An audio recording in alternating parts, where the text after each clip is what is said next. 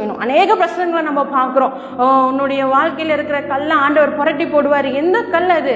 என்ன சொல்கிறாங்க? வியாதியை ஒரு கல்லாக எடுக்கிறாங்க, போராட்டத்தை ஒரு கல்லாக எடுக்கிறாங்க, அடுத்தது கடனை ஒரு கல்லாக எடுக்கிறாங்க, பசி, உபத்திரம், இப்படிப்பட்ட காரியங்களை ஒரு கல்லாக எடுத்து இந்த கல்லை ஆண்டவர் புரட்டி போடுவார்னு சொல்கிறாங்க. ஆனால் உண்மையான கல் என்ன? அந்த கல்லை புரட்டி போடுறதுனா என்ன அப்படின்றத நம்ம வேதத்தில் பார்க்கலாம்.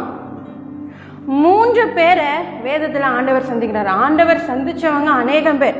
நம்மளை கூட ஆண்டவர் சந்திச்சனால தான் நம்ம இங்கே நிற்கிறோம். ஆனால் வேதத்தில் ஒரு 3 பேரை பற்றி நான் பேசுகிறேன். நான் ஃபஸ்ட்டு பாருங்க, மோசே. யாத்ராகமம் 3ல் நம்ம பார்க்கும் பொழுது தேவன் அங்கே சந்திக்கிறாரு மோசையை. தேவன் மோசையை சந்தித்ததுக்கு அப்புறம் அவருடைய வாழ்க்கை ஃபுல்லாக மாறினது. ஏன்னா மோசைக்கு ஒரு கவலை இருந்திருக்கலாம். அவர் எகிப்தில் ஒரு அழகான ஒரு வாழ்க்கையை வாழ்ந்திருக்கலாம், சுதந்திரமான ஒரு வாழ்க்கை, நிம்மதியான ஒரு வாழ்க்கையை வாழ்ந்திருக்கலாம். ஆனால் அவர் அங்கிருந்து